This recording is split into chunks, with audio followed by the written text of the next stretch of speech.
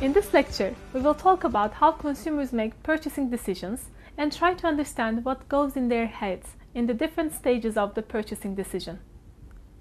Consumer decision-making process consists of 5 steps: need recognition, information seeking, evaluation of alternatives, purchase decision, and post-purchase evaluation.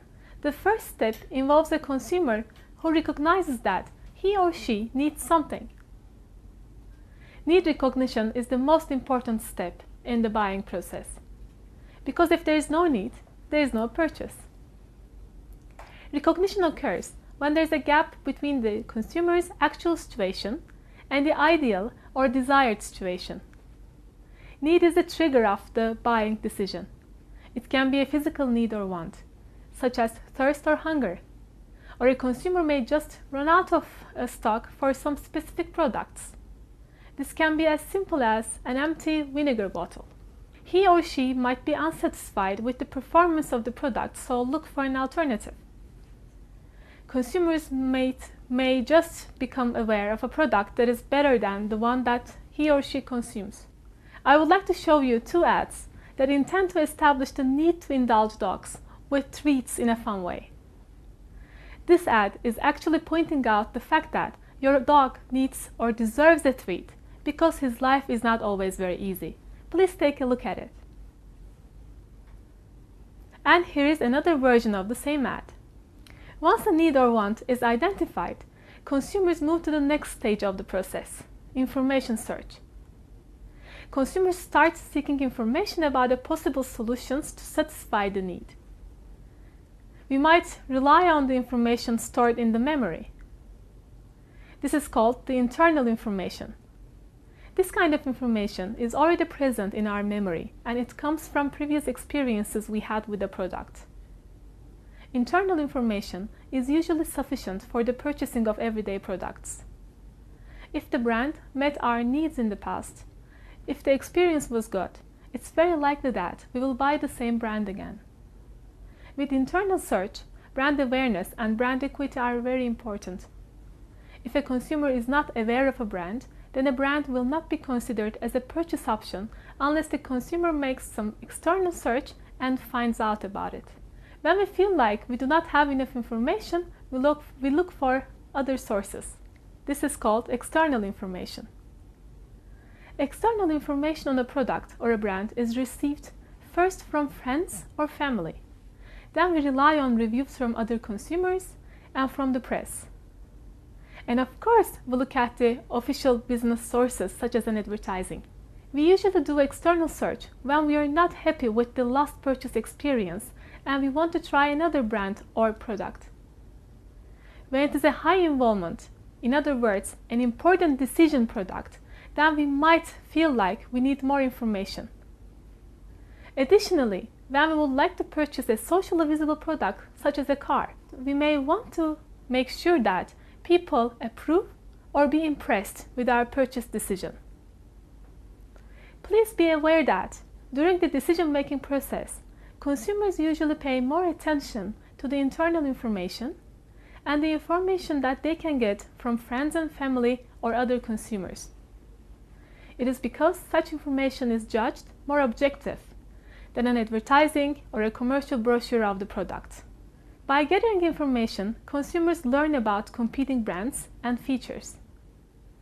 Let's say we would like to purchase a computer. The first box in the visual shows the total set of brands available. We would be aware of only a subset of these, and this subset is called the awareness set.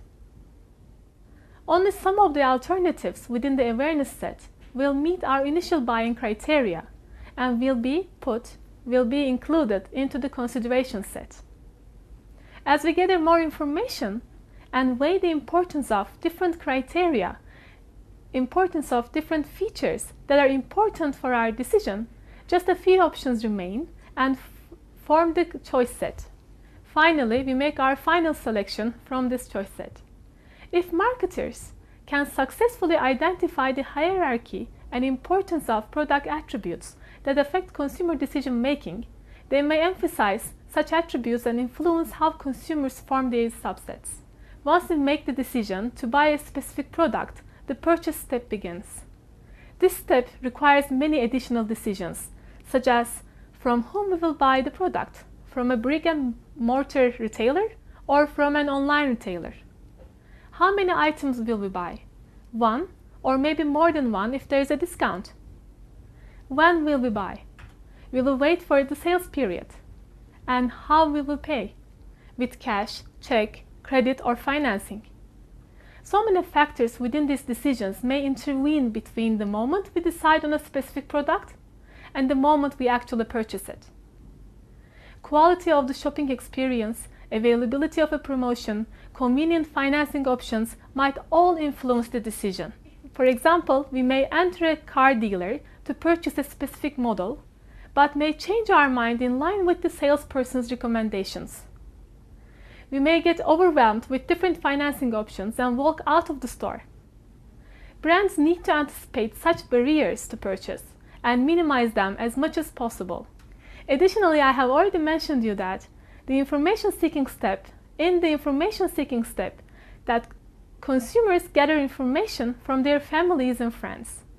Hence, they might influence these people. Families and friends might influence the purchase decision even after we have decided on a specific product. For example, usually moms buy cereals for their kids, right? So please take a look at these ads now. Do you think mothers are the sole decision makers? All these ads, aside from sharing some nutritious factors for the concern of the mothers, are actually designed to appeal to the kids. Because kids might actually influence their mother's decision on which cereal to purchase. Marketers should identify the potential influencers for specific purchases and try to address appropriate messages to them as well. Once the product is purchased and used, marketers should also try to manage the post-purchase process. Consumers will evaluate whether they have made the right choice or not at this stage. They will feel either a sense of satisfaction or a disappointment. How they will feel will influence their future decisions and buying behavior. A satisfied consumer is more likely to purchase the product again and say good things about it. Dissatisfied consumers may return the product and take public action by complaining to the company or complaining directly to many others online.